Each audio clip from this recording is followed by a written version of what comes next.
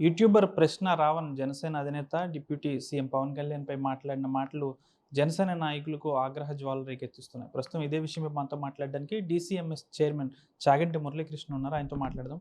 ఇప్పటికే రావణ్ మాట్లాడిన మాటలు జనసేన నాయకులు, కార్యకర్తల్లో ఆగ్రహ జ్వాలలకు గురిచేస్తున్నాయి. రావణ్ గురించి ఏం చెప్తారు సార్?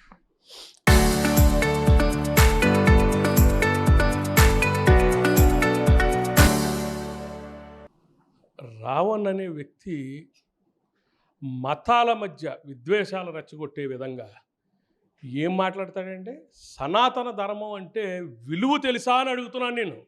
సనాతన ధర్మం అంటే ఏంటో తెలుసా నీకు? కులాలు మతాలు చూడకుండా ధర్మాన్ని పట్టుకుని ధర్మంగా ప్రయాణం చేయమని చెప్పి ఇదే సనాతన ధర్మం. వెధవకేం తెలుసండి విలువ? వాడు ఒక సన్నాసాడు. నేను ఇవాళ చెప్తున్నా, సనాతన ధర్మం కోసం మాట్లాడతాడా? విద్వేషాలు రెచ్చగొట్టాడు. ఇవాళ ఎవరైతే క్రైస్తవ సభని ఏలూరులో పెట్టారో వీళ్ళిద్దరూ కూడా కులాల మధ్య మతాల మధ్య విద్వేషాలు రెచ్చగొట్టే విధంగా మీటింగ్ పెట్టారు. ఇవాళ స్నేహభావంగా బతుకుతున్నాం మేము. దళితులు, మేము, నా స్నేహితులు ఉన్నారు, మేము అందరూ ఒకే కంచంలో తింటాం. ఆ విధంగా ఉన్న వ్యక్తుల్ని ఈరోజు ఎలా విడగొట్టాలి, దళిత సామాజిక వర్గాన్ని విడగొట్టేసేయాలి పవన్ కళ్యాణ్ దగ్గర నుంచి అని నువ్వు మాట్లాడతావా? అసలు నువ్వు జ్ఞానం ఉండి మనిషి జన్మెత్తావా అని అడుగుతున్నాను నేను. నిన్ను మాట్లాడేది ఒకటే, నువ్వెప్పుడైనా సరే సమాజంలో మనం మానవతా విలువలు, మన ప్రపంచంలో కల్లా మన ఇండియాలోనే మానవతా విలువలు ఉన్నాయి. మనిషి ప్రాణానికి విలువ ఉన్న దేశం ఏదైనా ఉందంటే అది ఒక్క భారతదేశం అని నేను గర్వంగా చెప్తున్నా. నువ్వు దేశంలో పుట్టినందుకు గర్వపడట్లేదని చెప్పావు నువ్వు. అవా నీ మాటలు. నేను ఇవాళ గర్వపడుతున్నాం. మేమంతా, మా నాయకుడు చెప్పింది మాకు ఒకటే, గర్వపడుతున్నాం మేమంతా దేశంలో ఇండియాలో పుట్టినందుకు. మేము గర్వంగా చెప్తాం మేసం మేలేసి, మేము ఇండియన్స్ రా అని చెప్పడానికి. నువ్వు మాట్లాడే పద్ధతి అది కరెక్టా అని అడుగుతున్నాను నేను. ఆయన జడశ్రావణ్ వచ్చి ఏదో నాలుగు కోసం పంపుతాడన్నాడు. రఘురామకృష్ణరాజు గారు ఇలా చేత్తో పట్టుకుంటే ఏమైపోతావో కూడా కనిపించవు. నువ్వు లిల్లీ బుట్ట అనేది కరెక్ట్గా నీకు సూట్ అయింది. అది ఆ రఘురామకృష్ణరాజు గారితో నువ్వు నాలుగు కోసి కళ్యాణ్ గారికి పంపిస్తావు. ఏంటండి ఆ మాటలు? ఎంత స్నేహభావంగా ఇవాళ మన ఆంధ్రప్రదేశ్లో స్నేహభావంగా బతుకుతున్నాం మనం. అవి చెడగొట్టేసి ఈ రోజున పవన్ కళ్యాణ్ గారి మీద విషం జిమ్మే ప్రయత్నం చేస్తూ, నీకు పవన్ కళ్యాణ్ని మాట్లాడే దమ్ముందా నీకు? పవన్ కళ్యాణ్కు ఉన్న అభిమానులందరూ కూడా ఉమ్మేస్తా, ఉమ్ములో కొట్టుకుపోతావు నువ్వు. అది గుర్తుపెట్టుకో. అది గుర్తుపెట్టుకుని ఒళ్ళు దగ్గర పెట్టుకుని బతకడం నేర్చుకో. ఈ రోజున అరెస్ట్ చేసి ఎవరైతే జన సైనికులు ఉన్నారో కంప్లైంట్ పెడతారు. ఇది సమాజం. ఇది నీకేదో హక్కు ఉంది నాకు, నేను మాట్లాడేస్తానంటే నోటుకు వచ్చినట్టుగా మాట్లాడితే అది చెల్లదు కదా. మనం మాట్లాడే మాటల్లో మనం మంచిగా మాట్లాడుతున్నామా, ఎట్లా మాట్లాడుతున్నాం అని తెలుసుకుని మాట్లాడాలి.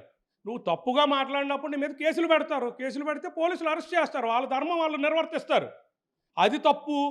ఆయన అరెస్ట్ చేయడం, ఆడేదో దేశ నాయకుడు దేశాని కోసం ఉద్ధరించడంలాగా ఆయన అరెస్ట్ చేస్తే తప్పని అది ప్రచారం చేస్తారు. అది కరెక్ట్ కాదని చెప్తున్నాను నేను. దళిత క్రైస్తవ సభలో దళిత క్రైస్తవుల సమస్యల గురించి మాట్లాడడం పోయి, సనాతన ధర్మాన్ని, పవన్ కళ్యాణ్‌ని వైపు వాళ్ళని కించపరచడం వైపు కూడా విమర్శలు దావతీస్తున్నది ఏంటి? ఏమన్నా అసలు దళిత సభ అని పెట్టారు. వాస్తవంగా దళిత సభ కాదు అది. అది పెయిడ్ ఆర్టిస్టులు. వీళ్ళు జగన్మోహన్ రెడ్డి గారికి పనిచేస్తున్న వ్యక్తులు. ఏం చేయాలో తెలియని పరిస్థితుల్లో మొన్నటి వరకు పీకలు కోస్తామన్నాడు జగన్మోహన్ రెడ్డి, రపరపలాడించేస్తానన్నారు అని. ఇవాళ ఏంటంటే ఇవి ఏమి చేయాలో తెలియని పరిస్థితి మాట. అంటే ఏం విషయం చెప్పాలో తెలియక ఈ విద్వేషాలు రెచ్చగొట్టి కులాలని మతాలని విడగొట్టేసి రాజకీయం చేయాలని ఇటువంటి పెయిడ్ ఆర్టిస్టులతో పని చేపిస్తారు. ఇదిగో కొత్తగా ఈ ప్రకాష్ రాజు గారు ఒకడు బొరుగుతున్నాడు బయటకు వచ్చి. నేను చెప్తున్నా ప్రకాష్ రాజుకి, అసలు నీకు భారతదేశం అంటే గౌరవం ఉందా? విలువలు ఉన్నాయా నీకు? నువ్వు ప్రతిదానికి వ్యతిరేకం. నువ్వు సినీ ఆర్టిస్ట్ దాంట్లో పోటీ చేస్తే ఆ రోజు నీకు సపోర్ట్ చేశారు. పవన్ కళ్యాణ్ గారు అన్నా, చిరంజీవి గారు అన్నగా. నీకు ఆ విశ్వాసం కూడా లేనివాడు నువ్వా చెప్పేది? నీతి కౌరులు చెప్తున్నావు నువ్వు ప్రకాష్ రాజు. అసలు నువ్వు ఓసరవెల్ టైపు. నీ క్యారెక్టర్ అది, నీ బతికే అది. గుర్తుపెట్టుకుని ముందు ఒళ్ళు దగ్గర పెట్టుకుని బ్రతకడం నేర్చుకో. ఇప్పుడు రావణ్‌ను వెనకేసుకొని కూడా వస్తున్నారు. పేర్నినని అంబటి. రావణ్ మాట్లాడిన తప్పేముంది అనుకుంటే చెప్పుకోవచ్చు.